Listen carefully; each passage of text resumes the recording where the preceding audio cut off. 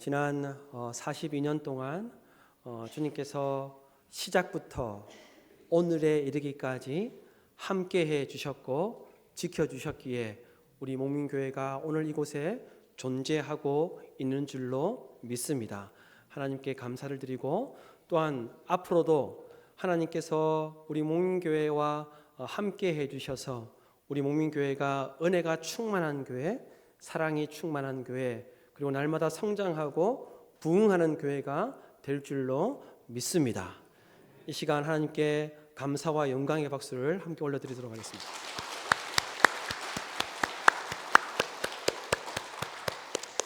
저는 오늘 설립 기념주일을 맞이해서 빌립보서 말씀을 함께 나누고자 합니다. 빌립보서 말씀을 함께 나누고자 하는 이유는 이 사도 바울이 빌립보 교회에 대한 아주 특별한 마음이 있었고, 그리고 아끼고 사랑하는 그 마음으로 인해서 이 빌립보 교회를 향하여서 안타까운 마음으로, 정말 안타까운 마음으로 편지를 보내어서 아주 강력하게 호소하고 있는 말씀이기 때문에 저는 개인적으로 설립 42주년을 맞는 오늘 우리 교회가 이 말씀을 듣고 또한 새롭게 다짐하는 시간이 되었으면 좋겠다는 그런 마음이 있어서 오늘 여러분과 빌립보서의 말씀을 함께 나누기를 원합니다. 여러분이 아시는 대로 빌립보서는 사도 바울이 로마 감옥에 갇혀 있을 때 에바브로 디도라는 사람에게 빌립보 교회와 그 성도들의 이야기를 듣고 가슴 아파하면서 쓴 편지가 바로 빌립보서입니다. 바울은 빌립보 교회의 소식을 듣고 가슴 아파했는데 이 바울에게는 빌립보를 향한 아주 특별한 마음이 있었습니다. 다른 교회들과 달리 아주 특별한 마음, 아주 남다른 마음이 바울에게 있었던 것이죠. 그래서 빌립보서 1장 8절 말씀에 보면 이렇게 이야기하고 있습니다. 내가 예수 그리스도의 심장으로 너희 무리를 얼마나 사모하는지 하나님이 내 증인이시다 라고 그렇게 말했습니다. 이 사도 바울은 빌립보를 생각할 때 예수 그리스도의 심장으로 빌립보 교회와 빌립보에 있는 성도들을 사모하였습니다. 그것을 하나님께서도 아신다라고 그렇게 고백할 수 있을 정도로 사도 바울은 이 빌립보에 대한 아주 특별한 마음을 가지고 있었던 것이죠. 그래서 사도 바울은 로마 감옥에서 자신이 언제 죽게 될지를 이미 알았음에도 불구하고 자기에 대한 염려와 걱정과 불안함과 안타까운 마음보다는 자기가 이미 로마 감옥에서 언제 죽을지를 알았음에도 불구하고 빌립보 교회 소식을 듣고 빌립보에 대한 안타까운 마음이 더 컸습니다. 왜냐하면 빌립보 교회가 외부의 공격이 있을 때 하나로 똘똘 뭉쳐서 하나 되지 못하였기 때문에 사도 바울은 안타까운 마음으로 편지를 썼던 것입니다. 뿐만 아니라 외부의 공격으로 인하여서 그 성도들이 하나 되어서 똘똘 뭉쳐서 하나 되어서 영적인 싸움을 하지 못하였을 뿐만 아니라 내부적으로도 빌립보 교회 공동체 안에 성도들이 서로 다투고 서로 시기하고 서로 분열하는 모습이 나타나고 있었기 때문에 사도 바울은 빌립보 교회의 소식을 듣고 가슴 아파하는 마음으로 편지를 썼던 것이죠. 그래서 비슷한 이야기들을 계속해서 반복하는 것을 우리는 빌립보서를 통해서 확인할 수 있죠. 그래서 사도 바울이 또 이야기합니다. 빌립보서 2장 1절에서 3절 말씀에 보면 이런 이야기를 합니다. 그러므로 그리스도 안에 무슨 권면이나 사랑의 무슨 위로나 성령의 무슨 교제나 긍휼이나 자비가 있거든 마음을 같이하여 같은 사랑을 가지고 뜻을 합하여 한 마음을 품고 아무 일에든지 다툼이나 허영으로 하지 말고 오직 겸손한 마음으로 각자 자기보다 남을 낮게 여기고 라고 이야기하였습니다. 사도 바울이 이와 같은 이야기를 했던 이유가 무엇이겠습니까? 사도 바울이 이야기하고 있는 전혀 반대되는 모습들이 빌립보 교회 공동체 안에 나타나고 있었기 때문이죠. 빌립보 교회가 무엇을 하든지 신앙을 교육하던, 서로 교제하던, 구제하던, 또는 어떤 섬김의 모습이 나타나든지 무엇을 하느냐가 중요한 것이 아니라 어떻게 하느냐, 그 무엇을 어떻게 하느냐가 더 중요하다는 것을 사도 바울이 이야기하고 있다는 거예요. 그래서 무엇을 하든지 뜻을 합하여 한 마음으로 해야 한다라고 이야기하였습니다. 다툼이 없이 시기나 질투가 일어나지 않도록 시기하거나 질투하지 말고 경쟁하지 말고 무엇을 하든지 마음을 같이하여 오직 겸손한 마음으로 해야 한다라고 그렇게 이야기하였습니다. 무엇을 하는지가 중요한 게 아니라는 이야기예요. 피아노가 여기 있는지 저기 있는지 오른쪽에 있는지 왼쪽에 있는지 그게 중요한 게 아니라는 거예요. 무엇을 여기에 박아야 하는지 저기에 박아야 하는지 여기에 박는 것이 옳은지 저기에 박는 것이 옳은지 무엇을 하는지가 중요한 것이 아니라 그 무엇을 어떻게 하느냐가 더 중요하다는 것을 사도 바울이 이야기한 것입니다. 그래서 교회 공동체는 성과와 결과가 중요한 것이 아니라 무엇을 하든지 같은 마음으로 뜻을 합하여 한 마음을 품고 하는 것이 무엇보다 중요하다라고 사도 바울이 이야기하였습니다. 간절히 바라기는 우리 목민교회 공동체가 무엇을 하느냐, 어떤 결과를 만들어내느냐, 어떤 성과를 얻느냐를 중요하게 여기는 것이 아니라 그것을 어떻게 하느냐를 중요하게 여기는 목민교회가 되기를 간절히 소망합니다. 특별히 그 일들을 할 때 한 마음 한 뜻 되어서 오직 겸손한 마음으로 섬기는 우리 목민교회가 될 수 있기를 주님의 이름으로 축복합니다. 그래서 여러분, 사도 바울은 빌립보 교회를 향하여서 정말 간절한 마음으로, 정말 안타까운 마음으로 편지를 쓰며 성도들이 그리스도를 닮아야 하는데 어떻게 하면 그리스도를 닮을 수 있는지를 가르쳐 주었습니다. 그리고 교회의 하나됨과 평강을 위해서 무엇에 힘쓰고 어떻게 힘써야 하는지를 가르쳐 주고 있습니다. 결론부터 간략하게 말씀을 드리면 예수 그리스도께서 보여주신 대로 십자가의 정신으로 돌아가야 한다는 것을 이야기하고 있습니다. 교회 공동체 안에서 어떻게 뭔가를 많이 하는 것이 중요한 것이 아니라 교회 공동체 안에서 무엇을 하든지 십자가의 정신으로 돌아가는 것이 옳다. 한마음 한뜻 되어서 그 십자가의 정신을 실천하는 것이 더 중요하다는 것을 사도 바울이 안타까운 마음으로 호소하며 편지를 썼던 것입니다.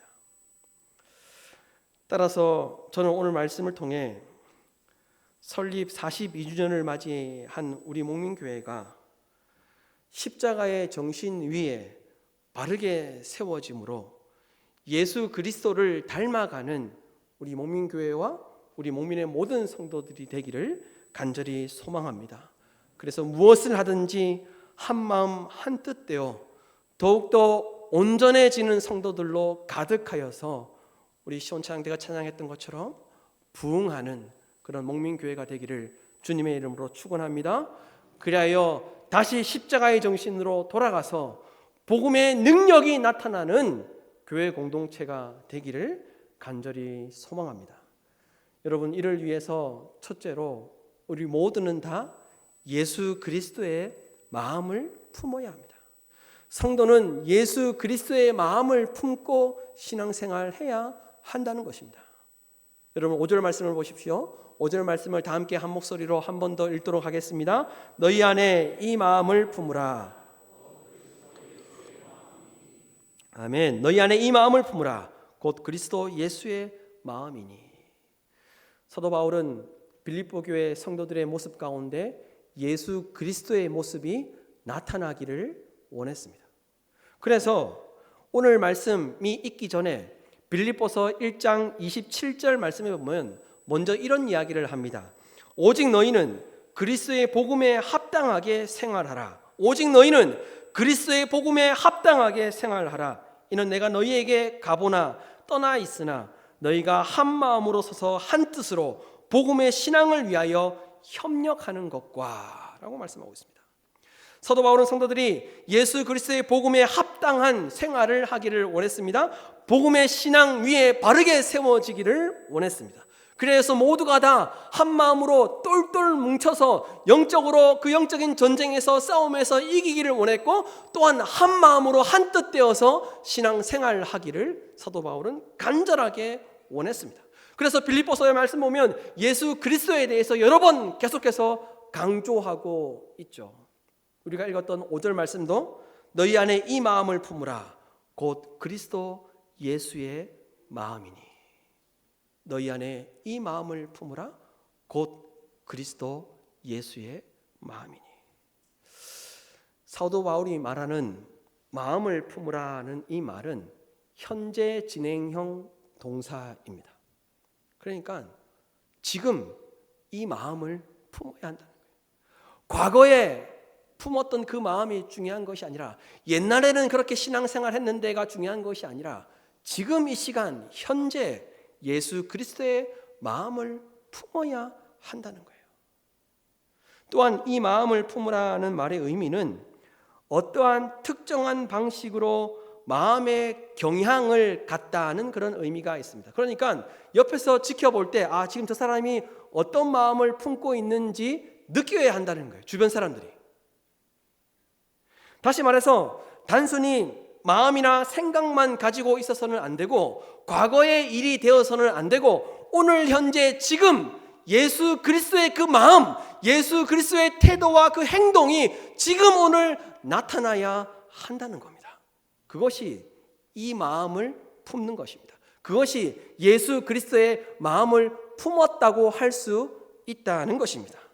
사도 바울은 이처럼 오직 예수, 예수의 모습이 나타나야 한다. 예수의 그 생각이 나타나야 한다. 예수의 그 마음이 상대방에게 느껴져야 한다라고 이렇게 이야기하였습니다. 여러분, 옆에 분들을 보십시오. 자고 있는 분들은 깨우시고, 옆에 분의 모습을 봤을 때 예수 그리스도의 마음이 느껴지는지 보십시오. 느껴지십니까?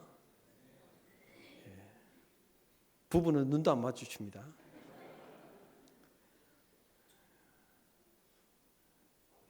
사도 바울이 이야기하고 있는 이 마음을 품으라는 것은 주변 사람들이 예수 그리스도의 마음을 품고 있다는 것을 느껴야 한다는 거예요. 그게 느껴져야 한다는 거예요. 그게 보여질 정도로 그리스도의 마음을 품어야 한다는 거예요. 이와 같이 성도가 예수 그리스도의 마음을 품어야 하는 이유는 예수 그리스도가 신앙의 기초이기 때문에 그렇습니다. 예수 그리스도가 신앙의 시작이기 때문에 예수 그리스도의 마음을 품어야 한다는 것입니다. 오늘날 모든 그리스도인들은 오직 예수 그리스도만을 신앙의 모델로 삼고 예수 그리스도만을 닮아가야 한다는 거예요. 여러분, 사도 바울은 빌립보 교회를 향하여서 오직 너희는 그리스도의 복음에 합당하게 생활하라, 예수 그리스도의 마음을 품으라 라고 하였습니다. 신앙생활이라는 것이 무엇인지를 분명하게 말씀해 주신 것이죠. 예수 그리스도의 마음을 품고 사는 것이, 그것이 바로 신앙생활이라는 것을 사도 바울은 이야기하고 있습니다. 따라서 여러분, 우리는 나의 신앙이, 나의 삶이 예수 그리스도의 복음에 합당한지 항상 돌아보아야 할 것입니다. 예수 그리스도의 마음을 품고 있다면 해도 되는 일인지 하면 안 되는 일인지, 해도 되는 말인지 하면 안 되는 말인지 분별할 줄 알아야 한다는 겁니다. 예수 그리스도의 복음에 합당한 일이면 일인지, 합당하지 않는 일인지, 합당한 말인지, 합당한 말이 아닌지 스스로에게 질문하며 신앙생활을 해야 한다는 거예요. 성경에서 예를 들자면 저는 이런 것이 바로 예수 그리스도의 마음을 품고 십자가의 정신으로 사는 것이다 라고 그렇게 생각을 하는데, 예수님을 따라다녔던 예수님의 제자들이 질문합니다. 주여, 구원받은 자가 적습니까? 구원받을 자가 적습니까? 예수님께서 이렇게 대답하셨습니다. 좁은 문으로 들어가라. 멸망으로 인도하는 문은 크고 그 길이 넓어 그리로 들어가는 자가 많고 생명으로 인도하는 문은 좁고 길이 협착하여 찾는 자가 적음이라. 예수님은 제자들에게 넓은 문이 아닌, 넓은 길이 아닌 좁은 문, 좁은 길을 선택하며 살라라고 말씀하셨습니다. 그것에 구원이 있다. 그것이 너희들을 살릴 것이다 라고 그렇게 말씀하셨습니다. 많은 사람들이 찾는 넓은 문, 넓은 길이 아니라, 많은 사람들이 찾는 성공하는 그런 길이 아니라 좁은 문, 좁은 길, 많은 사람들이 찾지 않는 좁은 길, 좁은 문을 선택할 때 그곳에 구원이 있고 그곳에 생명이 있고 그곳이 너를 살릴 것이다 라고 주님께서 말씀하셨다는 겁니다. 이것이 바로 예수님의 마음을 품고 사는 사람의 모습이라고 할 수 있겠죠. 이것이 바로 십자가의 정신을 가지고 사는 성도의 모습이라고 할 수 있을 것입니다.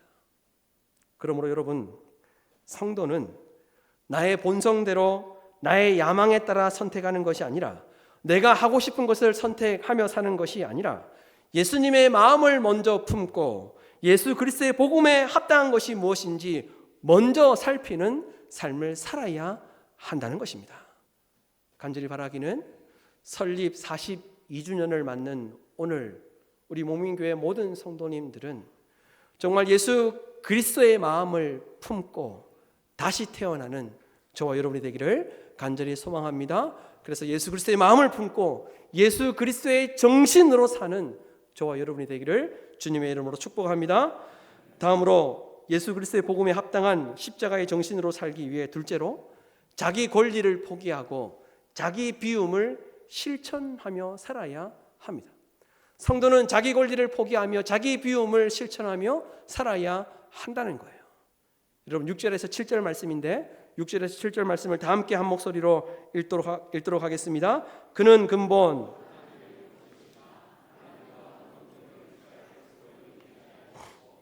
오히려 자기를 비워 종의 형체를 가지사 사람들과 같이 되셨고. 아멘. 예수님은 본질상 하나님과 한 본체이십니다.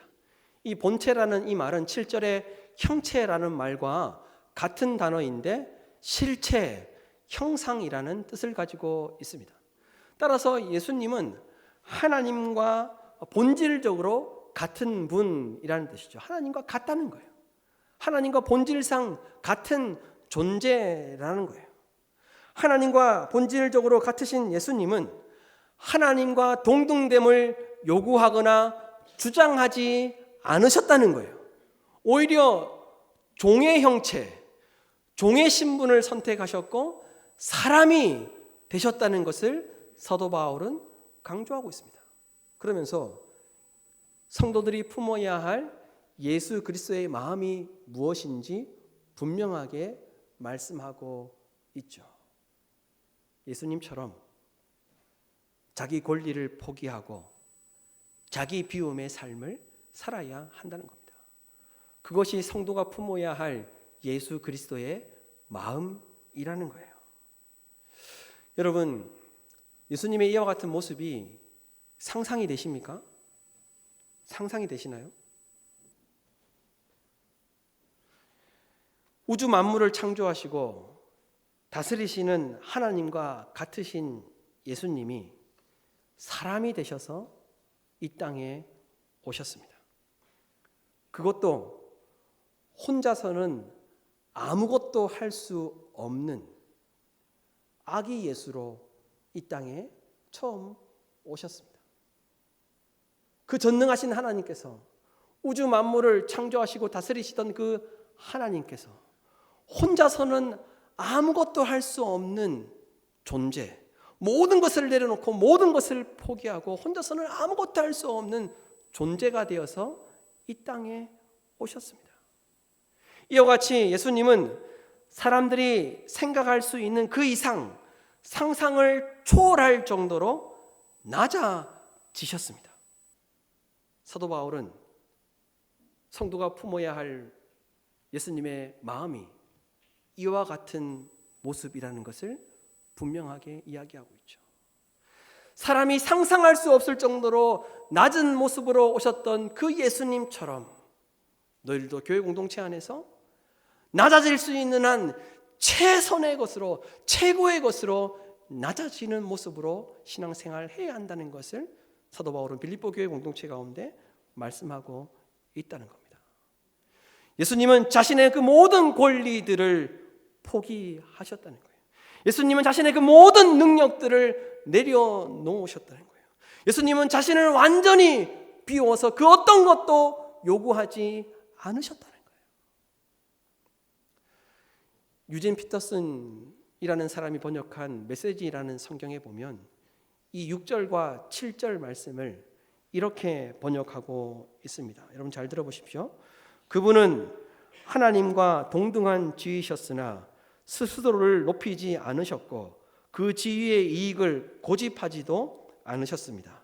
조금도 고집하지 않으셨습니다.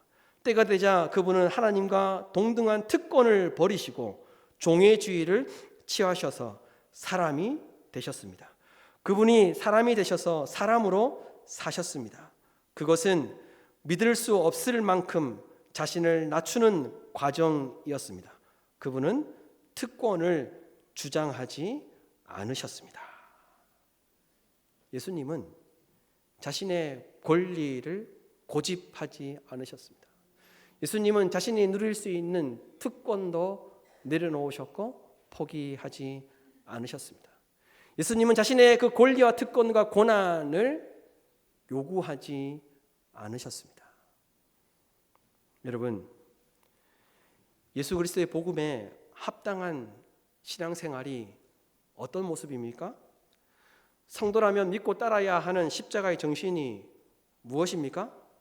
성도가 품어야 하는 예수 그리스도의 마음은 어떤 마음입니까? 자신을 높이지 않는 거예요. 자기 권리를 고집하지 않는 거예요. 자신이 누릴 수 있는 특권을 포기하는 거예요. 자기를 비움으로 권리를 주장하지 않는 거예요. 사도 바울은 이와 같은 예수님의 마음을 품어야 한다라고 이렇게 이야기하였습니다. 여러분, 성도들이 품어야 하는 예수 그리스도의 마음이 무엇인지 분명하게 오늘 말씀은 우리에게 가르쳐주고 있습니다. 성도는 교회 공동체 안에서 예수 그리스도의 복음에 합당한 신앙이 되기 위해서 자기 입장, 자기 기준, 자기 판단을 내려놓아야 합니다.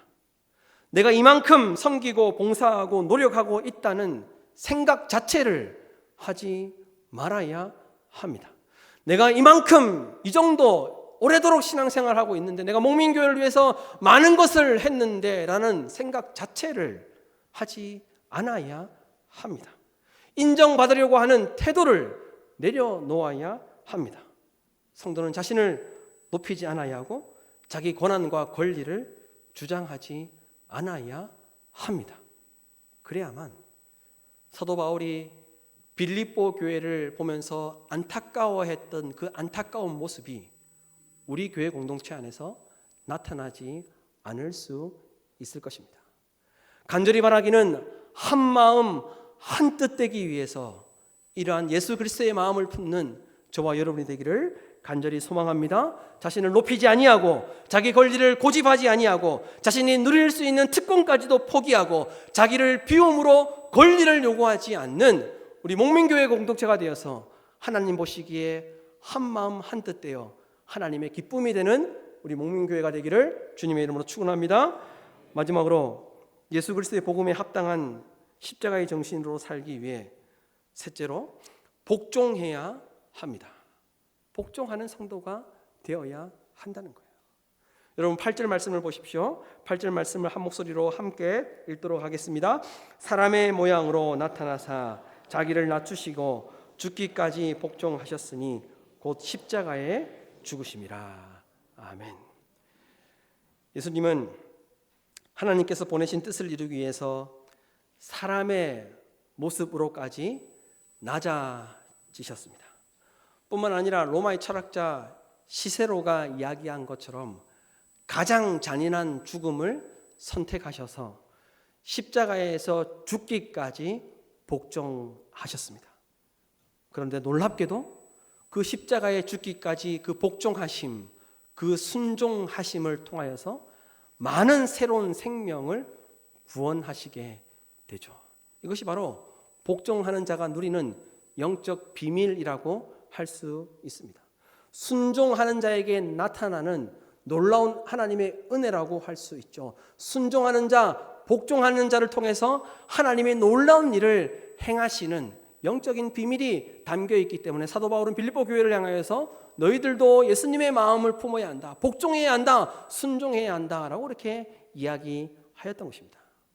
로마서 5장 19절 말씀에 보면 이런 말씀이 있습니다. 한 사람이 순종하지 아니함으로 많은 사람이 죄인 된 것 같이 한 사람이 순종하심으로 많은 사람이 의인이 되리라. 한 사람, 예수 그리스도의 그 복종, 그 순종하심을 통하여서 많은 사람이 의인, 많은 사람이 구원을 받고 많은 사람이 새로운 삶을 살 수 있었다는 것입니다. 예수님은 십자가에서 죽기까지 복종하심으로 많은 사람을 의인이 되도록 하셨습니다. 하나님은 그런데 이와 같은 그 예수님의 모습이 하나님의 백성들, 성도들에게서 나타나기를 원한다라고 사도 바울을 통하여서 동일하게 말씀해 주고 있죠. 성도들이 품어야 할 예수님의 마음이 복종하는 것, 순종하는 것이라는 것을 말씀하고 있습니다. 예수님께서도 제자들에게 순종하고 복종할 때 놀라운 은혜가 나타나게 된다는 것을 제자들에게 말씀하셨습니다. 요한복음 12장 24절에서 26절 말씀해 보면 이렇게 기록하고 있습니다. 내가 진실로 진실로 너희에게 이르노니 한 알의 밀이 땅에 떨어져 죽지 아니하면 한 알 그대로 있고 죽으면 많은 열매를 맺느니라. 자기의 생명을 사랑하는 자는 잃어버릴 것이요 이 세상에서 자기의 생명을 미워하는 자는 영생하도록 보존하리라. 사람이 나를 섬기려면 나를 따르라. 나 있는 곳에 나를 섬기는 자도 거기 있으리니 사람이 나를 섬기면 내 아버지께서 그를 귀히 여기시리라. 여러분, 예수 그리스도의 복음에 합당한 신앙생활을 한다는 것, 십자가의 정신으로 산다는 것은 예수님처럼 사는 것을 이야기합니다.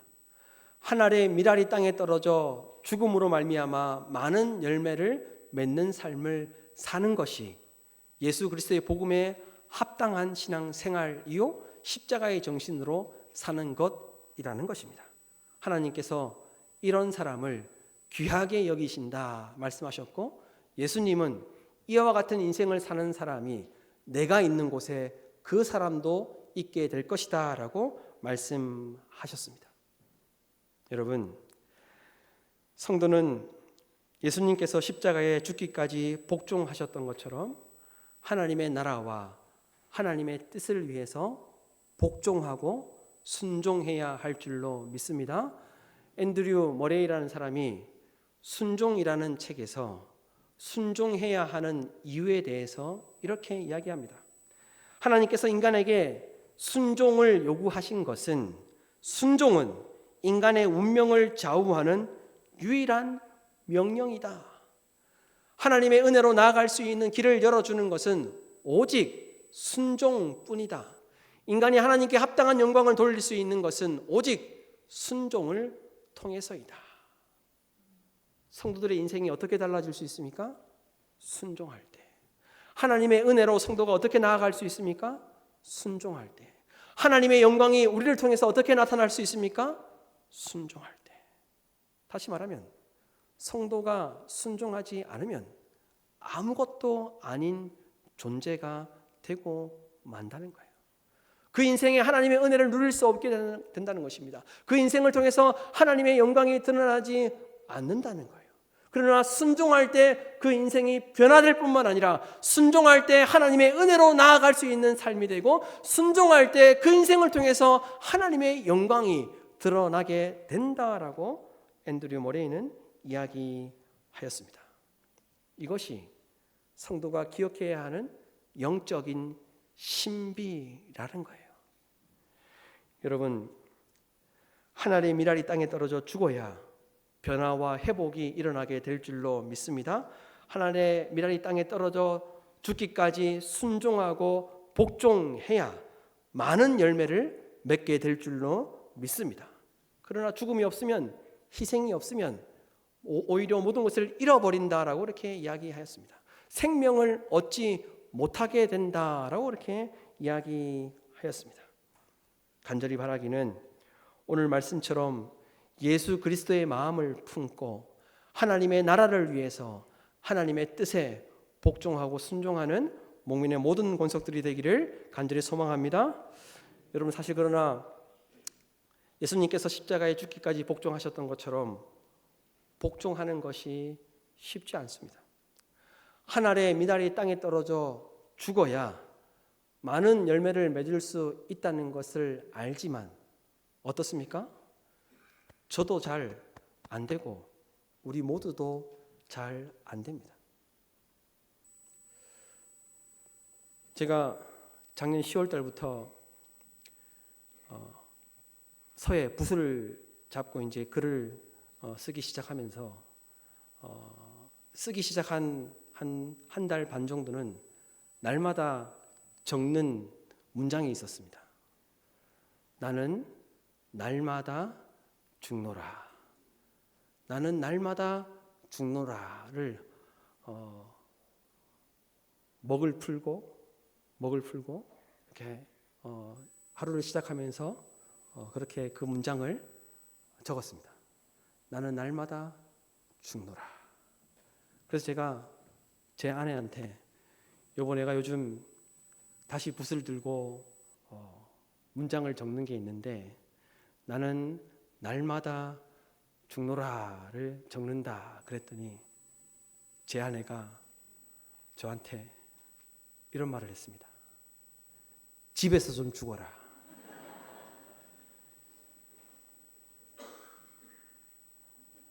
저는 잘 죽는다고 생각하고 있었는데 제 아내는 집에서 좀 죽어라. 여러분, 순종하기가, 복종하기가, 하늘의 미랄이 땅에 떨어져 죽기가 알면서도 잘 되지 않습니다. 그러나 사도 바울은 빌립보 교회를 향하여서 안타까운 마음으로 예수 그리스도의 마음을 품어야 한다라고 이야기하면서 십자가에 예수 그리스도께서 죽기까지 복종하셨던 예수 그리스도의 그 모습을 닮아야 한다라고 이야기하였습니다. 그래야만 교회 공동체로서 하나님께서 기뻐하시는 모습이 될 수 있기 때문에 사도 바울이 그와 같이 이야기하였던 것이죠. 여러분, 설립 42주년을 맞은 우리 목민교회와 모든 성도들이 하나님의 도우심을 간절히 간구하며 십자가의 정신을 실현하기 위해서 몸부림치는 우리 모두가 되기를 간절히 소망합니다. 그리하여 하나님의 은혜로 충만한 우리 목민교회가 되기를 간절히 소망합니다. 그리하여 하나님의 영광으로 가득한 우리 목민의 모든 권속들이 되기를 주님의 이름으로 축원합니다. 우리 목민의 모든 성도들이 그리스도의 복음에 합당한 신앙생활을 함으로 하나님께서 기뻐하시는 우리 목민교회로 다시 태어날 수 있기를 주님의 이름으로 축원합니다.